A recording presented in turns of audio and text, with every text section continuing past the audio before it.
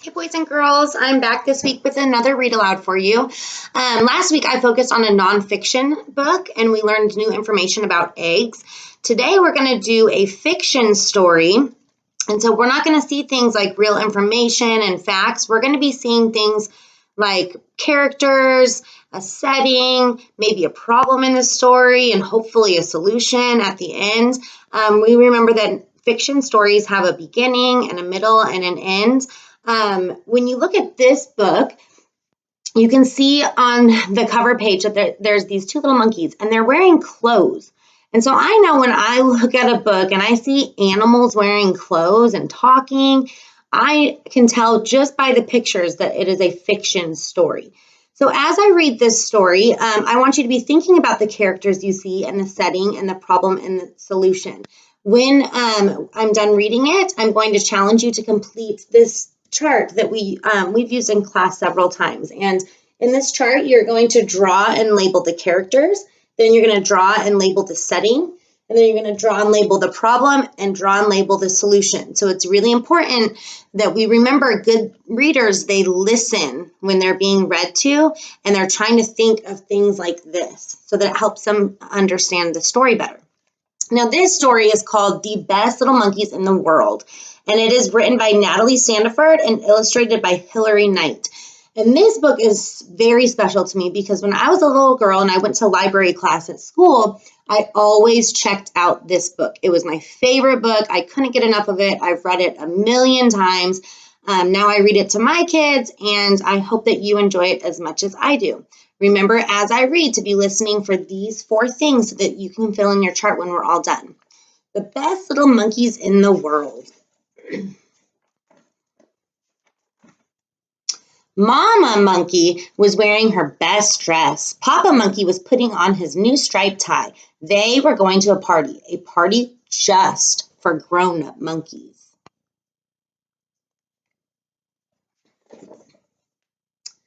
Judy is coming to babysit, Mama told Marvin and Mary. Marvin and Mary jumped up and down. Hooray, they cried. Judy lets us do anything we want, Marvin said to Mary. Yes, said Mary, we can have shakes for dinner, and we can play all we want, and we can even stay up late and watch TV. Here comes the babysitter. Remember to be looking, where is the story happening? That is the setting. Where is it taking place?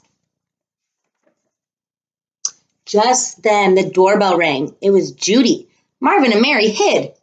Boo, they cried. Now be good, said Mama Monkey. Oh, they're always good, said Judy. They are the best little monkeys in the world. Judy picked up the phone. She called her friend Anne. Mary asked, "Can we make dinner, Judy?" Judy stopped talking to her friend. "Sure," she said. "You two are the best little monkeys in the world." Let's make a prediction. What do we think might happen if these 2 little monkeys are making dinner on their own? It might not go very well. Marvin and Mary went to the kitchen. "Banana shake time," said Marvin. "Let's make big shakes." Mary put 10 bananas in the blender. She put in lots of milk and lots of ice cream. Then Marvin pressed the button. What are they forgetting to do before they press the button? I don't see the lid on that blender. Whirl, splash! Banana Shake was all over the kitchen. Banana Shake was all over Marvin and Mary, too. They drank the rest of the shake. "Yum," said Mary. "This is good," Marvin said. "But I am all sticky now. Let's take a bath, a bubble bath."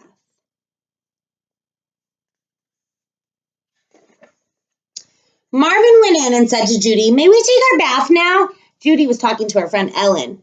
Judy put her hand over the phone. "Sure," she said. "You two are the best little monkeys in the world."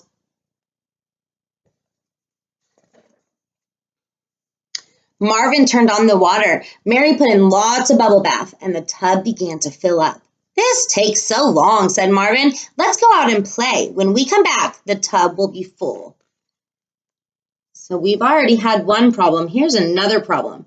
This book, you might have to draw a lot in the problem section. Marvin and Mary played on their jungle gym. It's fun to play at night, said Mary. But it was dark, and Marvin slipped, and so did Mary. Splash! They fell into a mud puddle. Now we really need a bath.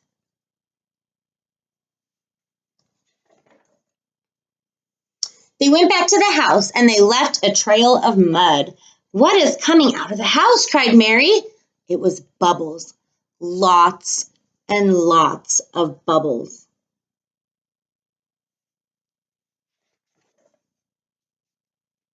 Okay, we're going to try to do another thing that we do when we read fiction stories. We are going to try to visualize. Remember, when we visualize, we listen to the words that are being said to us, and we try to picture in our heads what's going on. So if you want to close your eyes and listen carefully, I'm not going to show you the picture until the end this time. Bubbles were everywhere. Marvin turned off the water. He and Mary got into the tub. We made a big mess, said Mary, but I love bubble baths.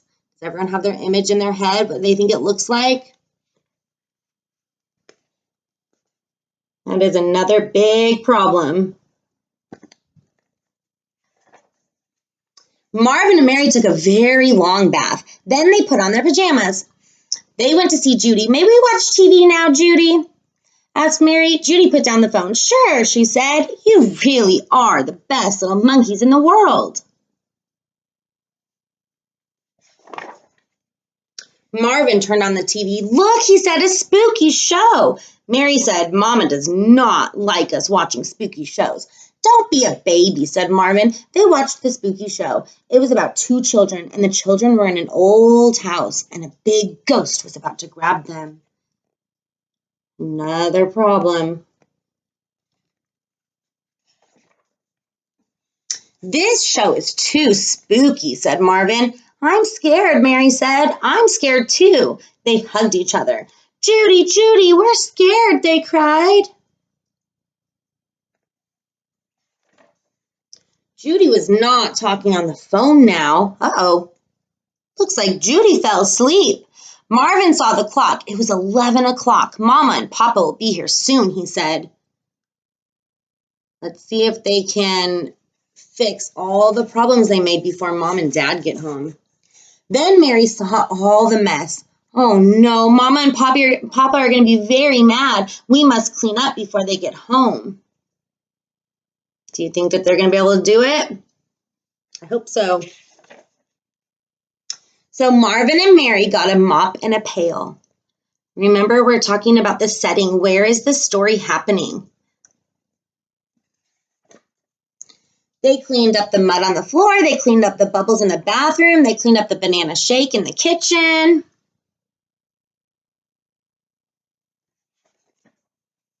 They put away the mop in the pail. That was hard work, said Marvin, but we are done. Marvin and Mary went to their room. I'm very tired, said Mary. Me too, said Marvin. They got into their beds. Mary held her baby doll, and soon they were fast asleep. A little later, Judy woke up. Mary, Marvin, she called. Where are you? She ran to the room. Well, what do you know? They went to bed all by themselves, said Judy. Soon, Mama and Papa came home. It was a lovely party, said Mama. Were Marvin and Mary good? Oh, they were wonderful, said Judy. I always say they are the best little monkeys in the world. Good night. All right, boys and girls, so now is what I want you to do is draw on your paper a chart that looks like this. And in the top, you can just write a C for characters and an S for setting and a P for problem and an S for solution. And I want you to do your best drawing. Remember when we're drawing with our responses to our read alouds, we're always doing our best work and we're challenging ourselves to add a lot of detail to our pictures. And then we also want to challenge ourselves to either label our pictures or write a sentence about our pictures. So go ahead and do this at home. And when you're done with it, turn it in on your Seesaw journal so that your teachers can see it. I hope you enjoyed this story, and I will be back next week with another one. Bye.